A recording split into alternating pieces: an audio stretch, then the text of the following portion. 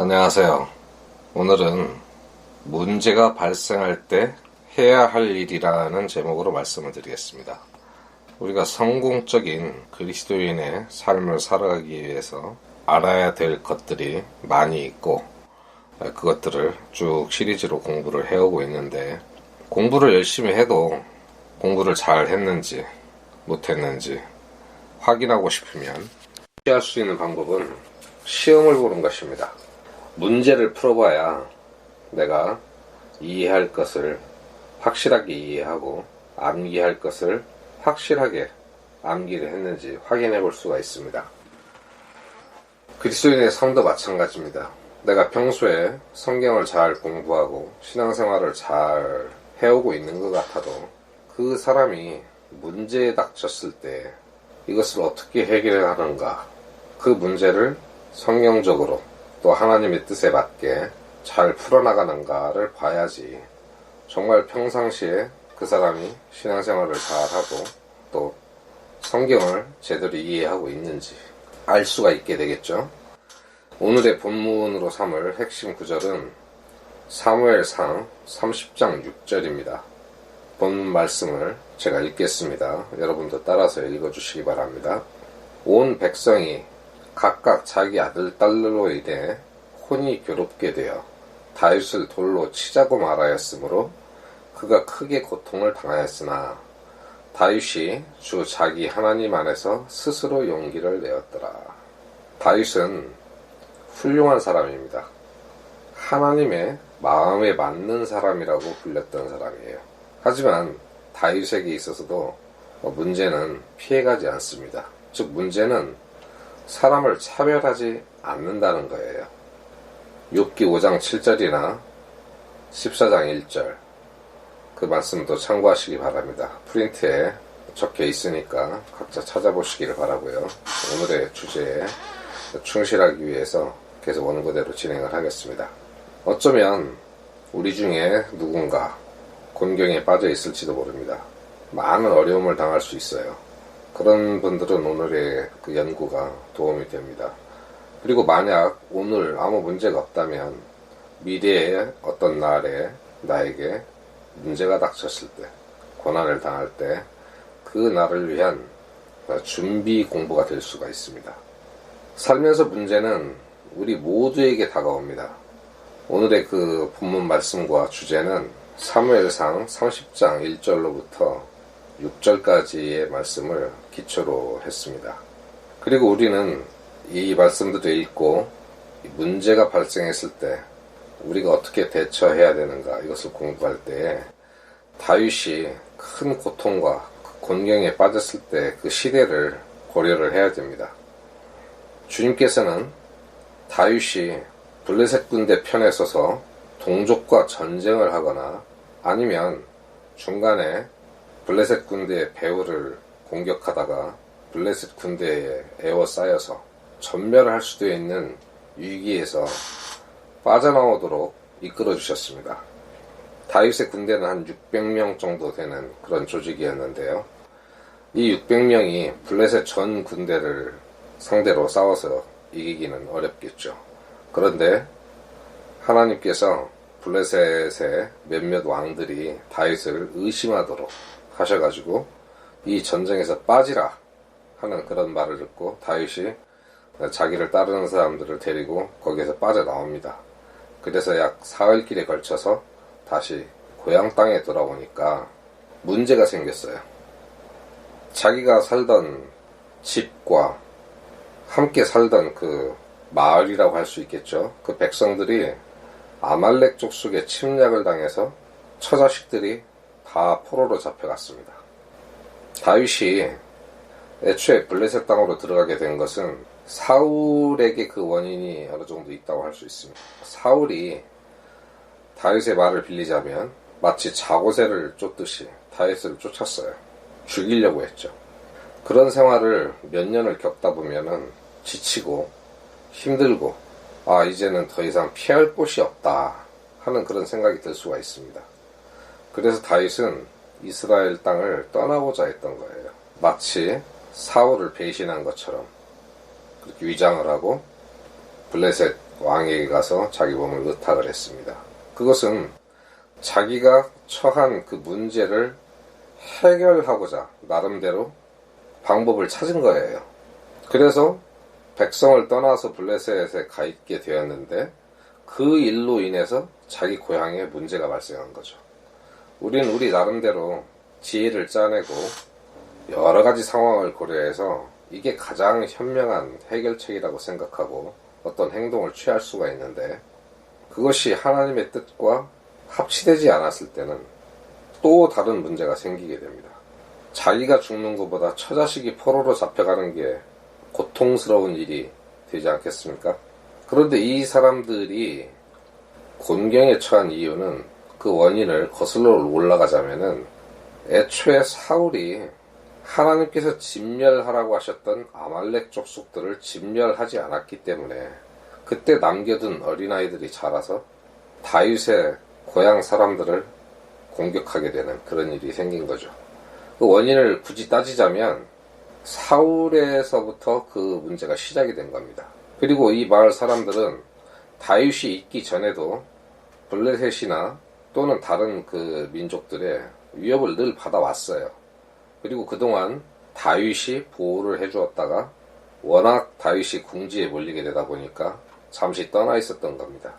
그 일로 인해서 자기들이 침략을 당하고 처자식을 포로로 뺏기게 되니까 이제 모든 원인을 다윗에게 돌리고 다윗을 돌로 치자고 반응을 했습니다. 돌로 치자는 것은 죽이자는 뜻이죠.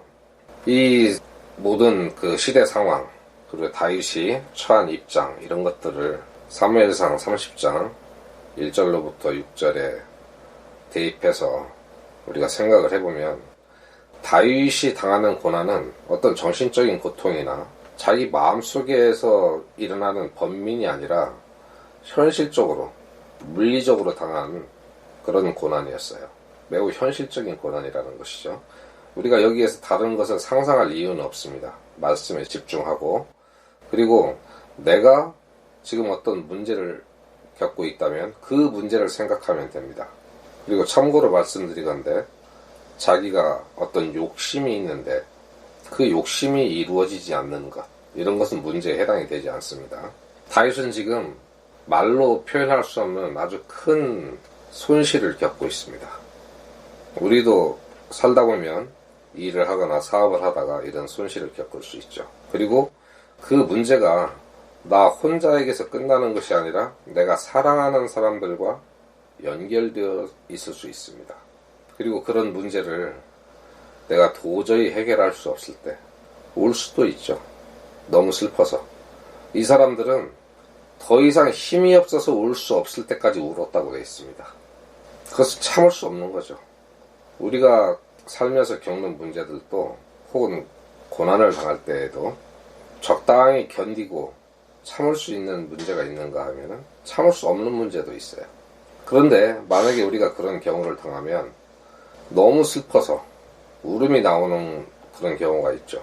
그런 경우에는 울어도 됩니다.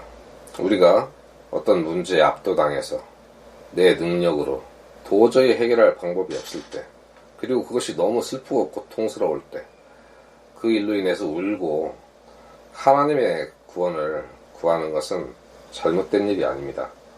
요한복음 11장 35절에 보면 예수님도 우실 때가 있었다고 말씀합니다. 그러나 우리가 고난을 당할 때 잊지 말아야 될 것이 있습니다.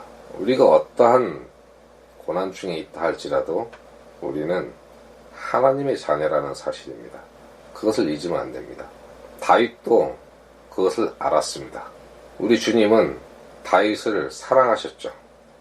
다윗에 대해서 사도행전의 말씀을 빌리자면 사도행전 13장 22절에 하나님의 다윗에 대한 평가에 대해서 거론하는 말씀이 있습니다.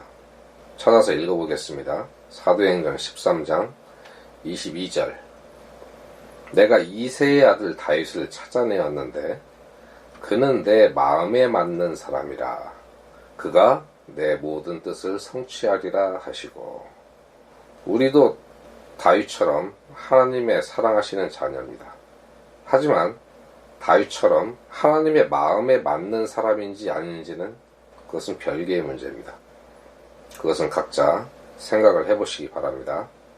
다윗은 지금까지 겪어보지 못한 가장 비참한 상황 속에서 정신을 잃지 않고 자신을 발견했습니다. 그것은 내가 하나님을 믿는 사람이라는 것입니다. 우리는 프린트에서 고난에 대한 면역을 기대해서는 안 됩니다. 이렇게 적어놨는데 제가 여기다 한자를 병기를 해야 되는데 그걸 깜빡했습니다.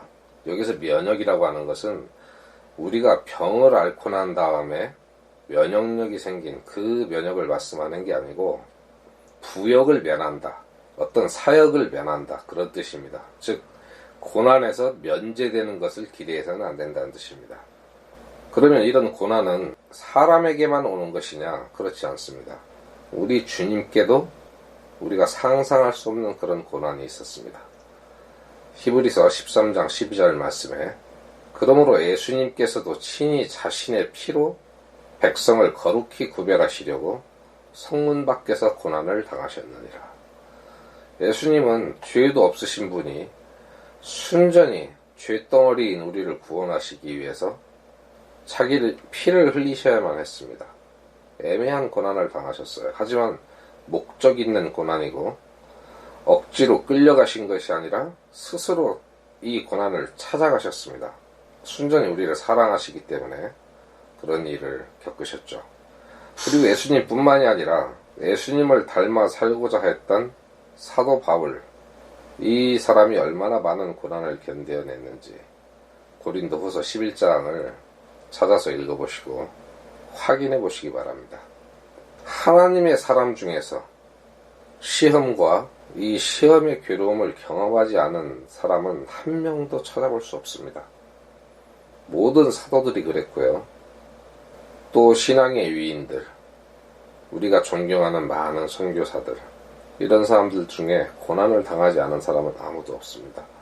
따라서 우리가 어려움이 저쪽 길 건너편에서 나를 괴롭히려고 이렇게 건너올 때 하나님께서 나를 사랑하지 않는다고 혹은 우리를 사랑하지 않는다고 생각해서는 안 됩니다. 하나님께서 나를 죽이시려고 그 고난을 보내시는 게 아닙니다. 베드로전서 4장 12절을 보겠습니다. 사랑하는 자들아, 너희를 단련하려고 오는 불같은 시련에 관하여는 마치 이상한 일이 너희에게 일어나는 것 같이 이상히 여기지 말고, 그렇게 말씀하셨습니다. 우리에게 고난이 찾아오는 것은 이상한 일이 아니라는 겁니다. 즉, 늘 있을 수 있는 일이고 또 누구에게나 있을 수 있는 일이기 때문에 우리를 단련하려고 오는 이 시련에 대해서 하나님 저에게 왜 그러세요? 라든지 왜 내가 이런 일을 당해야 되는가 하는 이런 불평을 하지 말라는 겁니다. 그것은 전혀 이상한 일이 아니에요. 그런데 이런 일을 하나님께서 허락하시고 용납하신다는 사실을 알아야 됩니다. 하나님께서 허락하시 않은 일은 우리에게 절대 일어나지 않습니다. 다윗의 고난도 하나님께서 그것이 가능하도록 허용하신 겁니다. 주님은 요셉과 마찬가지로 고난이 자기가 사랑하는 자녀들의 삶에 들어오도록 허용을 해주십니다. 그 사람은 아무 잘못이 없었지만 형들에 의해서 노예로 팔려갔습니다. 그리고 노예로 팔려가서도 아주 성실하고 정직하게 일한 그 이유 때문에 잘못 없이 감옥에 가게 됐어요. 그것은 하나님께서 요셉을 사랑하시기 때문에 허용하신 일입니다. 요셉이 잘못한 것은 자기 아버지에게 사랑받았던 것밖에 없어요. 그것 때문에 형들의 질투와 시기를 사서 팔려가게 된 거죠. 그리고 우리가 눈물의 대언자라고 하는 예레미야, 이 사람이 무슨 죄를 지었습니까? 자기 민족들에게 하나님의 말씀을 선포한 것 뿐이에요. 자기 나라의 멸망을 막아보기 위해서 자기의 소명을 다한 것 뿐입니다. 하지만 이 사람도 고난을 당했습니다.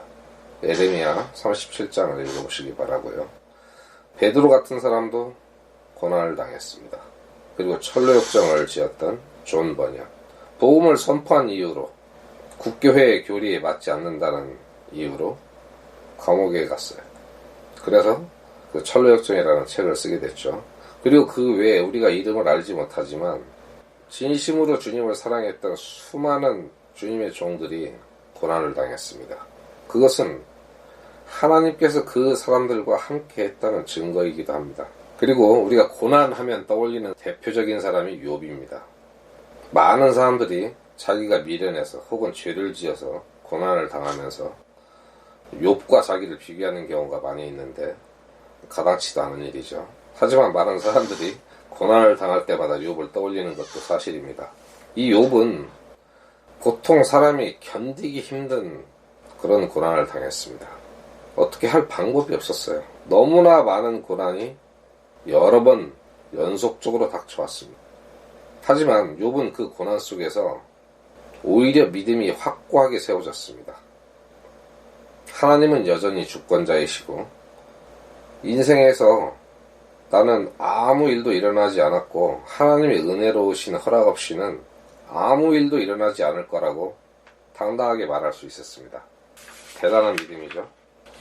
즉 고난이 모든 사람을 다 꺾을 수는 없다는 이야기입니다. 믿음이 있는 사람은 그 고난 속에서 믿음이 더 굳게 세워집니다. 욥기 13장 15절 말씀을 보시면 욥의 그 신앙 고백이 나옵니다. 그분께서 나를 죽이실지라도 나는 그분을 신뢰할 것이요 오직 나는 그분 앞에서 내 자신의 길들을 유지하리라. 죽이실지라도 그분을 신뢰한답니다. 그리고 내 길들을 유지하겠다. 굳센 믿음이죠. 이것이 평온한 가운데 나온 고백이 아닙니다. 욥이 당한 고난은 모두 아시죠? 자기 자식들이 모두 죽고 자기의 모든 재산이 약탈을 당한 상황에서 이런 믿음의 고백이 나올 수 있다는 것은 참 위대합니다. 그런데 우리가 잊지 말아야 될 것은 주님께서 방심하고 있었기 때문에 하나님을 신뢰하는 이 욥에게 고난이 닥친 것이 아니라는 거예요. 주님께서는 충분히 욥의 고난을 막을 수 있었습니다. 하지만 그것을 허용하셨어요. 막지 않으셨다는 거예요. 주님께서 우리와 거래를 하시면서 혹은 우리와 교제를 하시면서 우리가 배우기를 원하시는 가장 큰 교훈은 왜 나에게 이런 일이 그리고 언제 어디서 이 모든 일이 일어나는지 이해할 수 없지만 여전히 주님을 신뢰하는 것입니다. 왜 지금 왜 여기서 나에게 이런 고난이 닥치는가 이런 것과 관계없이 욥처럼 나를 죽이실지라도 나는 그분을 신뢰할 것이다 하는 이런 신앙 고백이 나오기를 원하시는 거예요. 로마서 8장 28절은 진리의 말씀입니다. 그리고 진리는 언제나 사실입니다. true는 진리와 사실 두 가지를 다 말하죠. 로마서 8장 28절 말씀을 읽어보겠습니다. 우리가 알거니와 하나님을 사랑하는 자들 곧 그분의 목적에 따라 부르심을 받은 자들에게는 모든 것이 합력하여 선을 이루느니라. 여기서 모든 것은 우주 만물과 혹은 천사들 그리고 우리의 이웃, 나의 형제, 자매, 교회 식구들 모두가 다 포함될 수 있고 이 세상의 모든 일이 다 포함됩니다. 말 그대로 모든 것이니까요. 그런데 거기에 무엇이 포함되느냐? 고난도 포함이 됩니다. 이것들이 합력해서 선을 이룹니다. 그런데 이 모든 곳에서 나를 빼놓는 사람이 있어요. 나도 그 모든 것에 포함이 됩니다. 나도 하나님의 목적에 따라 부르심을 받은 사람이라면 선을 이루는데 힘을 합쳐야 됩니다. 그게 합력이죠. 어쨌거나 다윗은 지금 고난을 당하고 있습니다. 그런데 그 고난이 누구의 잘못입니까? 그 자신의 잘못입니다. 이것은 매우 엄숙한 사실입니다. 엄숙하다는 것은 핑계댈 수 없다는 거예요. 엄중하다는 뜻도 있습니다. 다윗은 뒤로 물러났습니다. 뒤로 물러났다는 이 한 문장은 사무엘상 28장과 29장을 한 줄로 요약한 겁니다. 왜 다윗이 뒤로 물러났습니까? 다윗은 하나님께서 약속하신 그 약속의 땅을 벗어났습니다. 이스라엘의 왕이 될 것으로 예정되고 기름 부음을 받은 사람이 어떠한 고난이 닥치더라도 자기 백성을 버리지 않고 그 이스라엘 땅 안에서 주님께서 약속하신 그 땅 안에서 견뎌내야 됐어요. 하지만 원수들인 블레셋 사람의 땅으로 가버렸습니다. 이것을 뒤로 물러났다고 표현한 겁니다. 그리고 하나님께서는 이 뒤로 물러난 자들을 좋아하지 않으십니다. 그런데 아까도 말씀드렸듯이 사람이 궁지에 몰리면 그럴 수 있어요. 저는 이해합니다. 하나님께서도 그런 다윗을 이해해 주셨어요. 그래서 아무 책망이나 별다른 말씀 없이 다윗이 블레셋 군대 한가운데서 전쟁을 하다가 동족을 죽이거나 아니면 블레셋 군대의 뒤를 치다가 반격을 당해서 전멸할 수도 있는 그런 아주 위태로운 상황에서 다윗을 건져내셨어요. 은혜죠. 하나님께서 다윗을 이해하셨다는 것은 다윗의 행위가 옳다고 인정하신 것은 아닙니다. 그냥 은혜를 베푸신 거예요. 저도 신앙생활을 잘 못하는 사람이라든지 이 세상에서 뉴스에 많이 나오는 이 흉악범들, 그 사람들 이해할 수 있습니다. 하지만 그것을 전혀 옳다고 생각하지 않습니다. 살인을 하거나 강도를 하는 사람, 저는 이해할 수 있어요. 그 사람들이 왜 그런 짓을 합니까? 나쁜 사람이니까 그런 짓을 하는 거예요. 그게 이해하는 거예요. 어떤 사람은 배가 고프면 남의 것을 훔치는데, 얼마 전에 어떤 탈북자 그 부자가 자기 집에 문을 걸어 잠그고 굶어 죽었습니다. 그 사람은 왜 그래야만 했을까요? 굶어 죽어도 다른 사람에게 아쉬운 말을 하고 싶지는 않았던 거예요. 창피해서 그랬는지 혹은 뭐 자존심 때문에 그랬는지 모르지만 이해할 수 있어요. 하지만 그게 잘했다는 건 아니에요. 이해라는 건 그런 겁니다. 이해한다고 해서 그게 옳다는 증거가 될 수는 없죠. 이러한 징계는, 하나님의 징계는 연단을 위한 것입니다. 하나님께서는 잘못한 사람을 때리려고 막대기를 들고 쫓아다니는 분이 아니세요. 잘못하는 사람들도 징계를 하시지만 아무 잘못이 없는데 그 사람을 연단시키기 위해서 징계를 하시는 경우가 있습니다. 그것을 알아야 됩니다.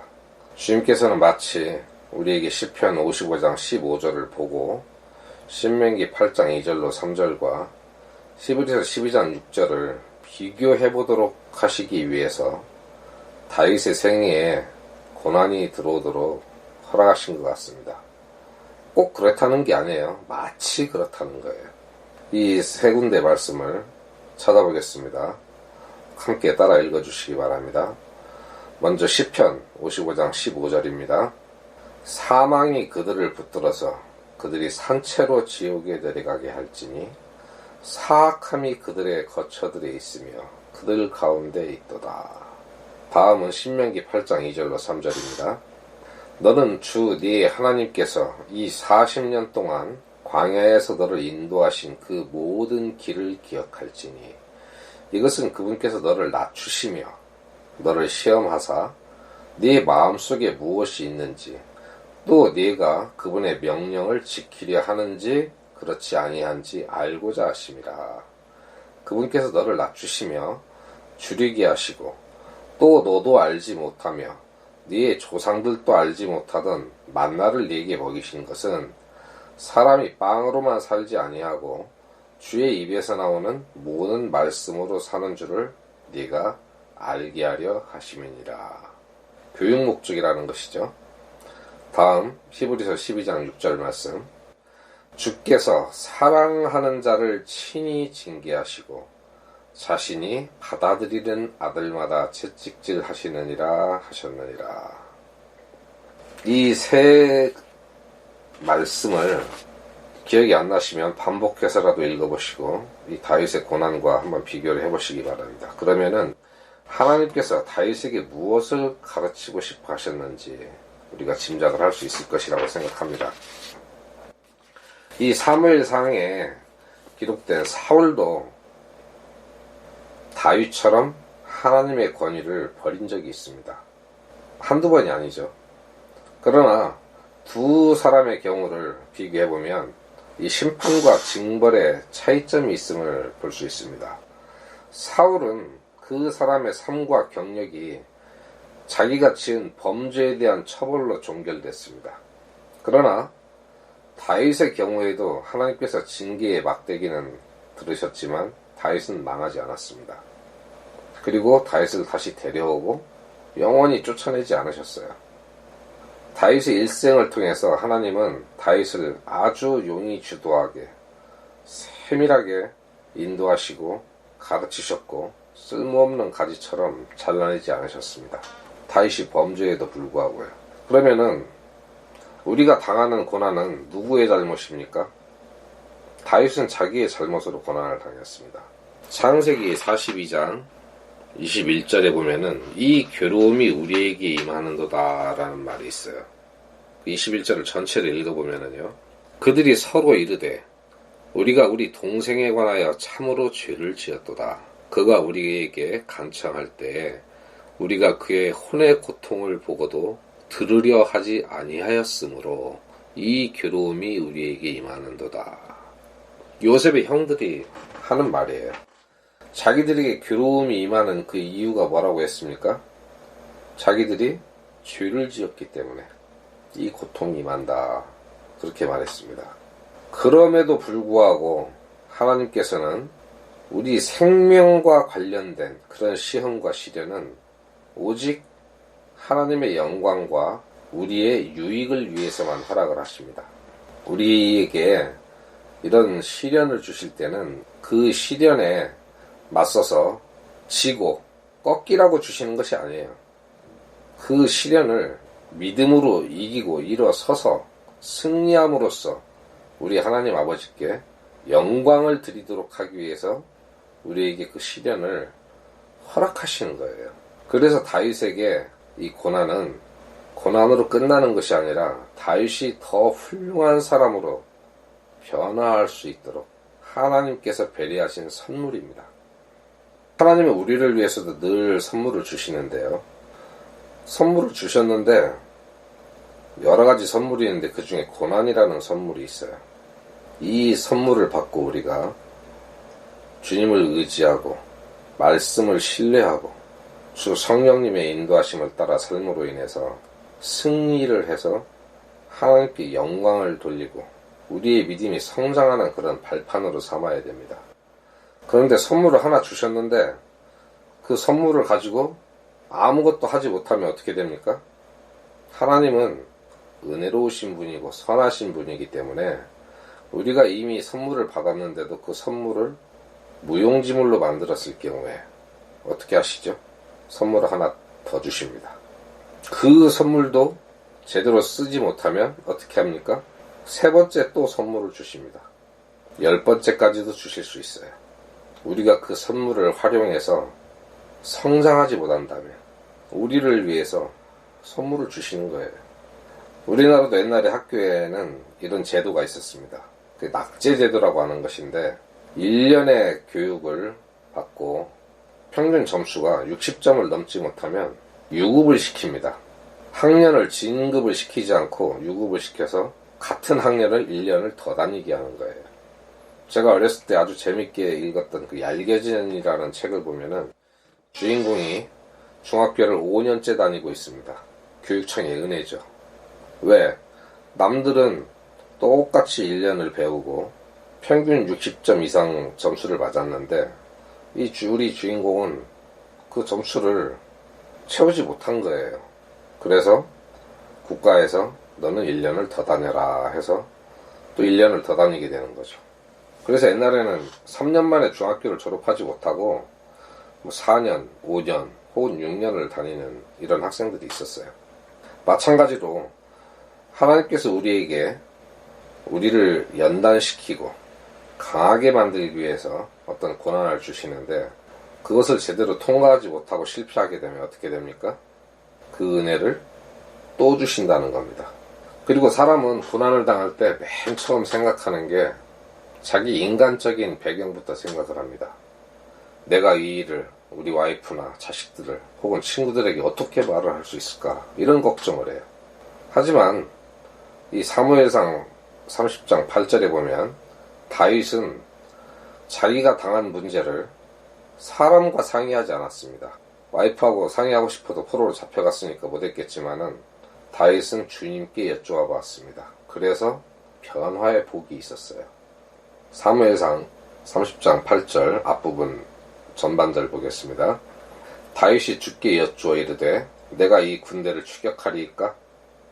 내가 그들을 따라잡으리이까 하니, 이렇게 하나님께 여쭈어 봤어요. 그러니까 하나님께서 뭐라고 하십니까?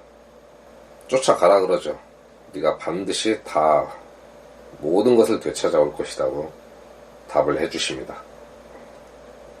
우리가 시편 119편하고 히브리서를 보면 구체적으로 119편 67절과 히브리서 12장 11절을 보면 우리를 주님께 인도하는 어떤 경험도 가치가 있다는 것을 알 수 있습니다.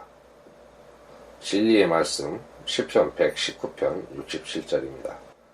고난 당하기 전에는 내가 길을 잃었사오나 이제는 주의 말씀을 지키고 있나이다.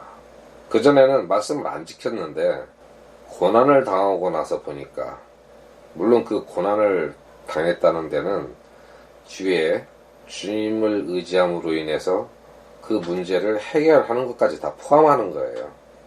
그 전에는 길을 잃었었는데 고난을 당하고 주님께서 나를 위해서 베푸신 은혜들을 기억하고 주님을 의지했더니 이제 내가 내 길을 찾았다는 겁니다.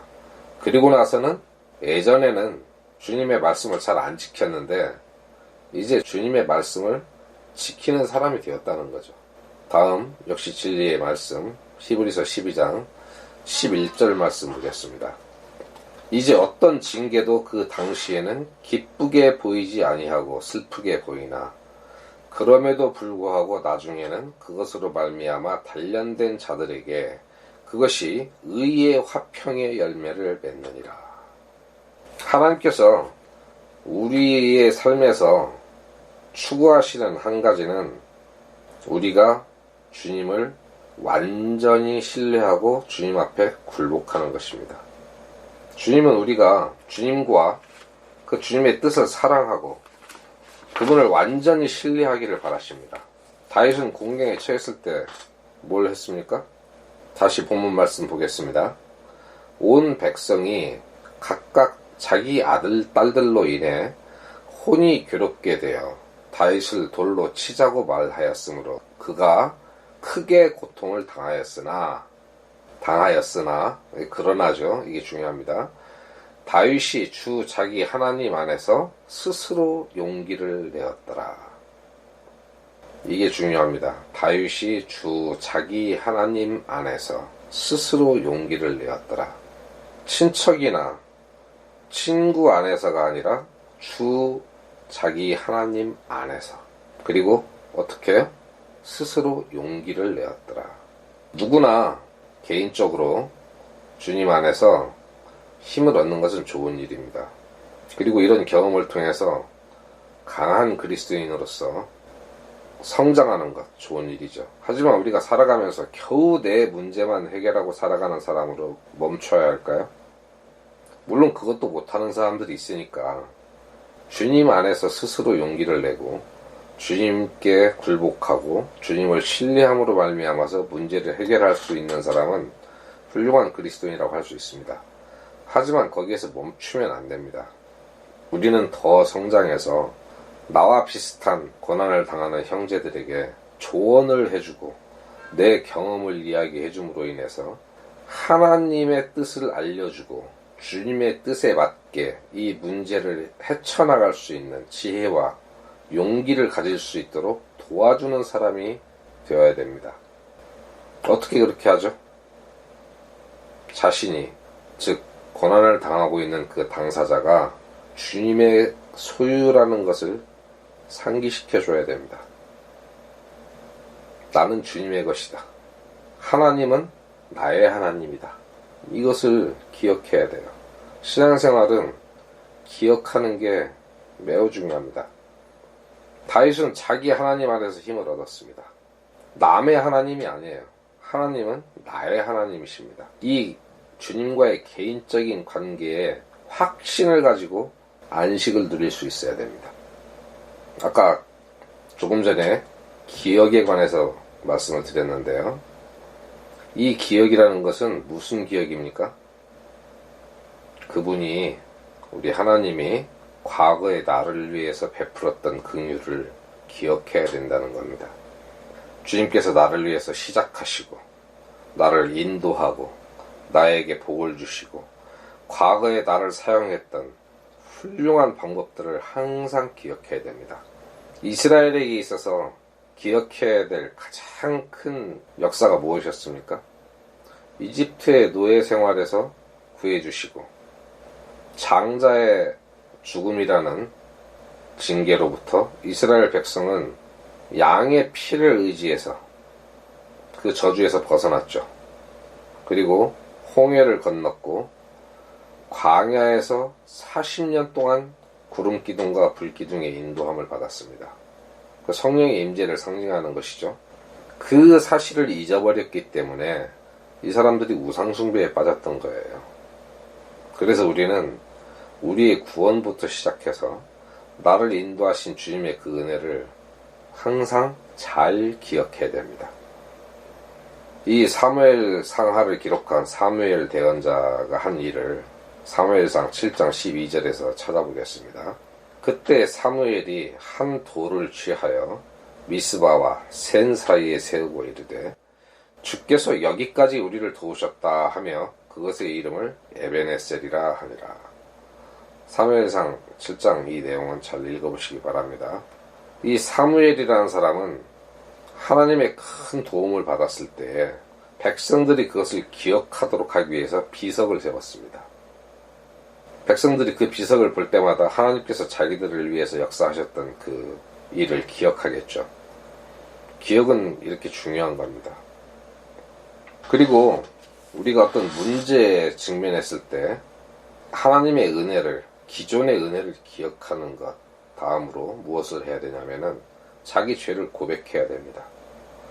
요한일서 1장 9절에 만일 우리가 우리의 죄들을 자백하면 그분께서는 신실하시고 의로우사 우리의 죄들을 용서하시며 모든 불의에서 우리를 깨끗하게 하시느니라.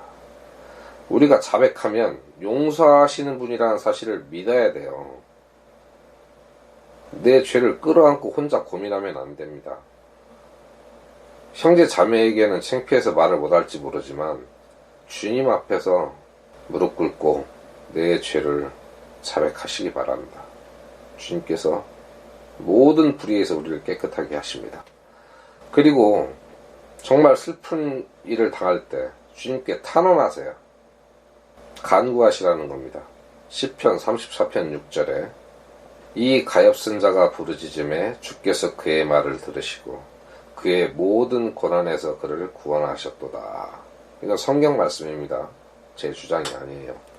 고난을 당하는 자가 있습니까? 주님 앞에 부르짖으십시오. 물론 먼저 이 고난의 원인이 되었을지도 모르는 죄가 생각난다면 주님 앞에서 자백을 해야 되겠죠. 그러면은 주님께서 우리를 깨끗하게 해주십니다. 그리고 자백한 다음에 주님께 간구하세요. 그리고 주님 앞에서 자신을 낮추고 주님의 구원을 위해서 주님만 바라봐야 됩니다. 친척이나 재물이나 내 인맥, 내 주목 이런 거 믿지 마세요. 시편 69편 17절로부터 18절까지의 말씀 읽어보겠습니다. 내가 고난 중에 있사오니 주의 얼굴을 주의 종에게 숨기지 마소서. 속히 내 말을 들으시고 내 혼에게 가까이 오사 내 혼을 구속하시며 내 원수들로 인하여 나를 건지소서. 오직 주님의 얼굴만 구하라는 겁니다. 다른 건 필요가 없어요. 그리고 능력이 없습니다. 오직 주님만 나를 이 곤경으로부터 구원을 해줄 수 있습니다. 오직 주님만 바라보시기 바랍니다. 시선을 주님께 고정시켜야 됩니다. 그리고 내가 해결할 수 없는 문제에 봉착했을 때 이것을 어떻게 처리해야 될지 친구들과 사람들과 상의하지 마시고 주님께 질문하십시오. 이 성경에 답이 있습니다. 다윗은 주님께 여쭈어봤습니다. 내가 이 군대를 추격하리이까? 내가 그들을 따라잡으리이까? 이렇게 여쭤봤어요. 그러니까 주님께서 뭐라고 대답하셨습니까? 쫓아가라. 네가 반드시 그들을 따라잡고 틀림없이 모든 것을 도로 찾으리라 하시니라. 주님께서 응답해 주셨죠. 주님께 여쭤봐야 돼요. 주님은 우리 인생에 필요한 모든 해답을 이 성경에 기록해 놓으셨습니다. 우리가 주님께 질문하기도 전에 모든 해답을 다 기록해 놓으셨어요. 그래서 우리는 문제에 봉착했을 때 이 성경에서 해답을 찾으면 됩니다. 성경에 있는 말씀이 주님의 답변입니다. 그리고 가만히 누워서 방 가운데가 됐건 방 구석이 됐건 아무것도 하지 않으면서 주님 저의 소원을 이루어 주십시오. 이렇게 기도하지 마십시오. 노력하는 상황에서 무엇을 해야 되는지 주님께 간구하십시오. 쫓아가라고 했으면 쫓아가야죠. 따라잡으라고 했으면 따라잡아야죠.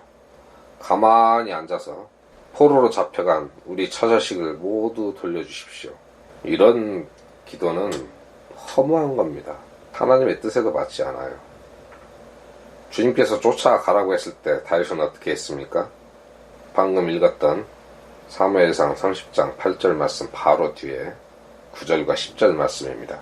이에 다윗과 그와 함께 있던 600명이 가서 부솔 시내에 이르러 뒤에 남은 자들을 거기 머물게 하였으나 다윗과 400명은 쫓아갔으니 이는 200명이 너무 기진하여 부솔 시내를 건너지 못하고 뒤에 머물렀기 때문이더라.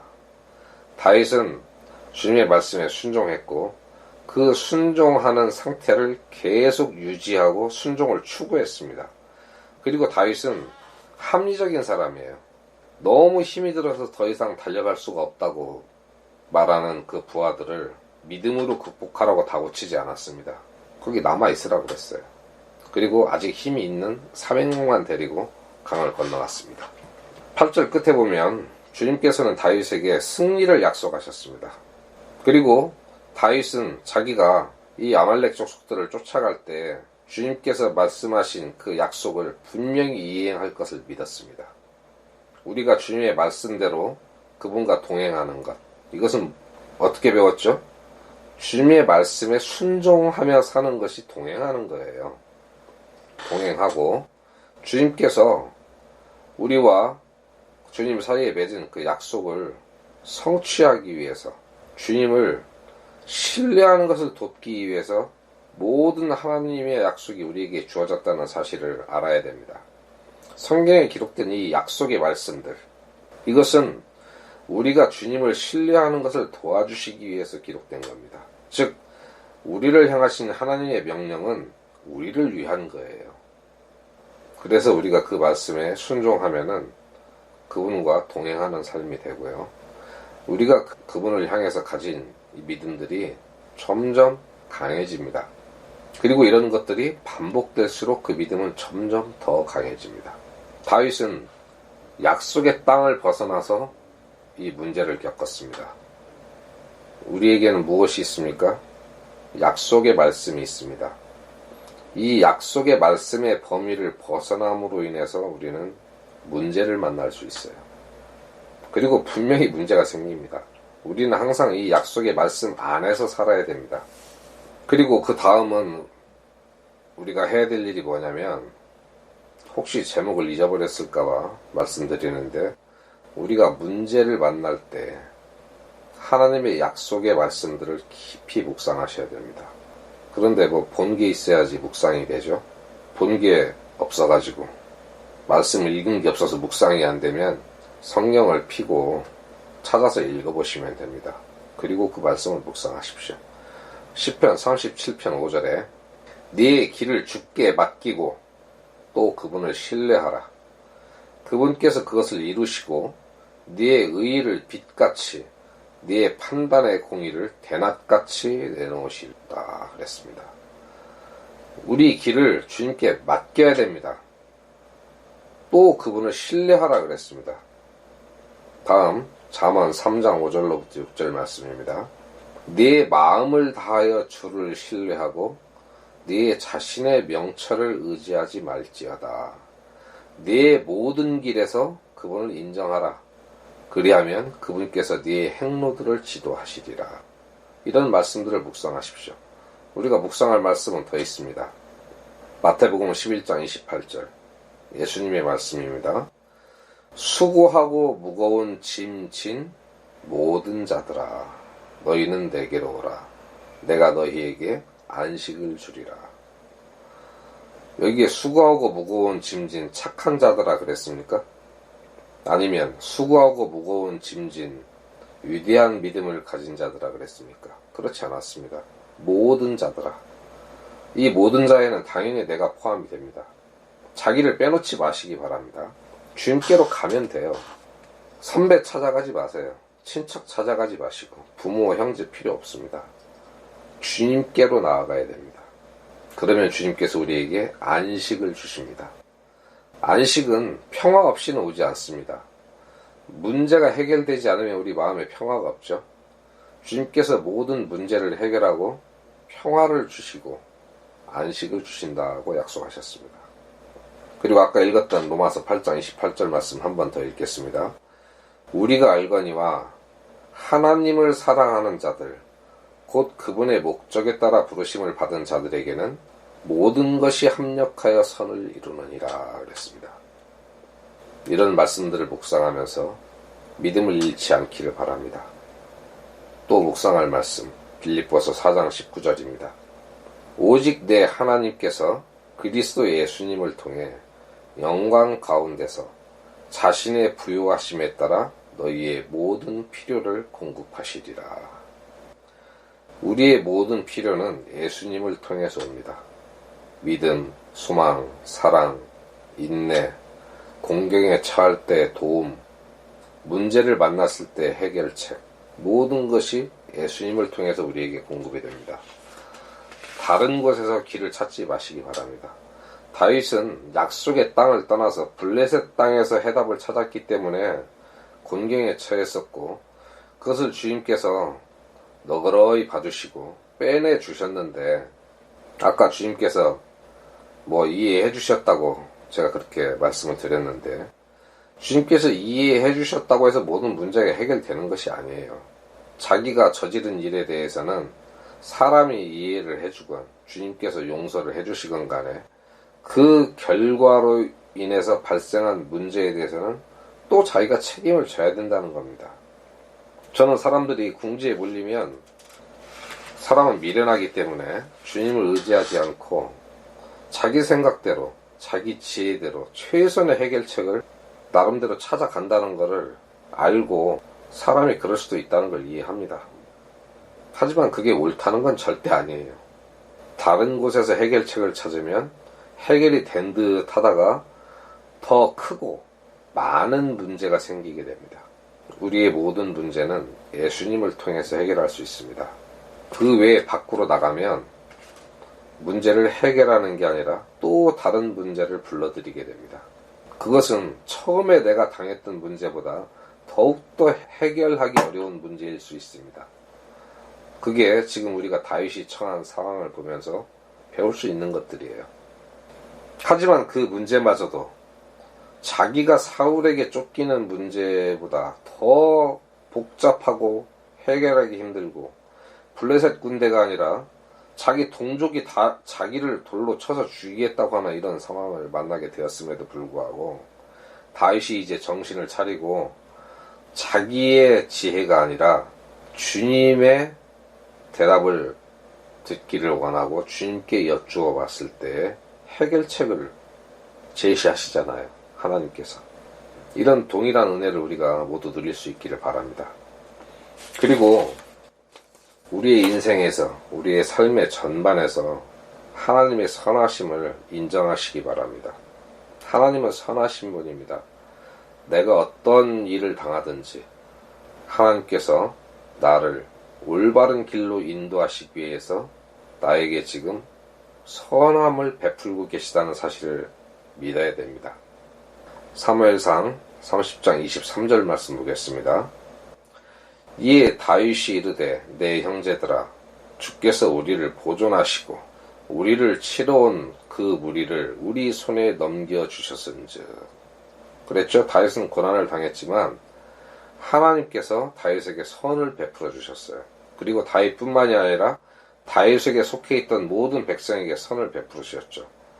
그런데 이런 은혜를 받았음에도 불구하고 그 아말렉을 쫓아갔던 400명의 군사들은 자기들이 노략당했던 물건들을 다 찾아온 것에 대해서 자기들과 함께 강을 건너가지 않은 200명에게는 처자식만 돌려주고 재산은 돌려주지 말자고 그랬어요. 거기에 대해서 다윗은 어떻게 말합니까? 그분께서 우리에게 주신 것에 대하여 너희가 그와 같이 하지 못하리라 그랬습니다. 그 사람들이 빼앗겼던 재물도 다 돌려주라는 거예요. 왜? 하나님께서 우리에게 선을 베푸셨는데 우리도 선을 베푸는 게 마땅하다는 거죠. 저 사람들이 여태까지 우리와 동고동락한 전우들인데 기운이 없어서 함께 전투에 참여하지 못했다고 해서 처자식만 돌려주고 재산을 안 돌려주면 거지가 되라는 거잖아요. 그래서는 안 된다는 겁니다. 다윗이 이런 면에 있어서 정말 하나님의 마음에 합한 자입니다. 우리도 은혜를 받았는데 우리가 형제들에게 은혜를 베푸는 것이 마땅치 않겠느냐, 이것이죠. 시편 9편 9절 보겠습니다. 주께서는 또한 학대받는 자의 피난처가 되시며 고난의 때의 피난처가 되시리로다. 다윗이 블레셋 땅으로 떠나기 전에 아까 하나님께 여쭈어 봤던 것처럼 주여 제가 어디로 피하리이까 혹은 어떻게 해야 되겠습니까 하고 여쭈어 봤으면 저는 해결책을 알려주셨을 거라고 믿습니다. 그런데 자기 생각대로 블레셋 땅으로 떠나버렸던 거죠. 블레셋이 다윗의 피난처가 되었습니까? 절대로 될 수 없습니다. 이 세상은 우리의 피난처가 될 수 없습니다. 우리는 주님 안으로 피해야 됩니다. 이 말씀에 기록되어 있지 않습니까? 주께서는 또한 학대받는 자의 피난처가 되시며 고난의 때의 피난처가 되시리로다. 이 말씀을 잊지 마시기 바랍니다. 그리고 이와 비슷한 말씀이 시편 27편 5절에 또 있습니다. 고난의 때에 그분께서 자신의 천막 속에 나를 숨기시고 자신의 장막의 은밀한 곳에 나를 숨기시며 반석 위에 세우시리로다. 내가 평안할 때, 고난의 때에 나를 반석 위에 세워주신답니다. 이렇게 되려면 우리가 주님께로 피해야 되고 주님을 신뢰해야 되고 주님을 바라보고 주님의 선하심을 인정해야 되는 거예요. 그래야지 주님께 피해지는 거죠. 그리고 이보다 더욱더 강력한 말씀이 시편 46편 1절에 있습니다. 아주 직설적입니다. 하나님은 우리의 피난처시여 힘이시니 참으로 고난 중에 즉시 만날 도움이시라. 고난 중에 메일 보내면 일주일 후에 답장 옵니까? 그게 아니에요. 즉시 만날 도움이시라 그랬습니다. 주님을 믿는다면 우리는 이 주님의 말씀을 역시 믿어야 됩니다. 즉시 만날 도움을 놔두고 나중에 도와주겠다는 사람 찾아다니지 마시기 바랍니다. 그 다음 기도라고 볼 수 있는데요. 143편 11절 보겠습니다. 시편 143편 11절. 오 주여, 주의 이름을 위하여 나를 살리시고 주의 의를 위하여 내 혼을 고난에서 이끌어내소서. 이것은 이게 옛날 조선식으로 말하면 물귀신 작전인데 주의 이름을 위해서 나를 살려달라고 간구하는 겁니다. 왜? 내가 하나님의 백성이니까. 내가 고난 중에 멸망하면 주의 이름이 비방을 받을 수 있습니다. 이걸 붙잡고 늘어지는 거죠. 이거를 주님께서 우리에게 가르쳐 주시는 겁니다. 주의 이름을 위하여 나를 살리시고 주의 의를 위하여 내 혼을 고난에서 이끌어내소서. 다음 나훔 1장 7절입니다. 주께서는 선하시고 고난의 날에 강한 요새가 되시나니 그분은 자신을 신뢰하는 자들을 아시느니라. 우리가 주님을 신뢰하면은요, 주님도 우리를 아십니다. 반대의 경우를 한번 생각해 볼까요? 내가 주님을 안 믿으면 그것도 역시 아십니다. 주님을 신뢰하시기 바랍니다. 우리가 살아가다가 많은 문제를 만날 수 있습니다. 한두 개가 아니에요. 우리가 예비고사 볼 때, 요즘 애들은 수능 보죠. 문제가 한두 개입니까? 그거 다 풀어야지 스카이 들어갈 수 있어요. 한 개 틀리면 서울대, 3개 틀리면 연고대까지 갈 수 있어요. 4개 틀리면 못 갑니다. 수많은 문제를 만날 때 언제나 우리를 도와주시기 위해서 준비된 것이 있습니다. 그게 뭐냐면은 약속의 말씀입니다. 이 말씀이 우리의 믿음을 격려하고 도와주시기 위해서 기록되어 있습니다. 이 말씀들을 통해서 주님 안에서 힘을 얻고 문제를 만난 또 다른 사람이 승리하도록 도와줄 수 있는 그런 주님의 제자가 되시기를 바랍니다. 기도하겠습니다. 은혜로우신 주님, 주님은 언제나 우리의 피난처가 되시고 즉시 만날 도움이십니다. 우리가 어떤 문제를 만나든지 사람을 의지하지 않고 이 세상을 의지하지 않고 오직 주님만 바라보고 주님만 신뢰하고 주님과 동행함으로써 그리고 주님의 방법을 말씀을 통하여서 확인하고 따름으로써 승리할 수 있는 제자들이 될 수 있도록 인도하여 주시옵소서. 또한 아버지의 이름이 영광을 받으시기를 바라옵니다. 우리를 고난에서 견뎌내시고 항상 승리하도록 도와주시는 우리 주님 예수 그리스도의 이름으로 기도합니다.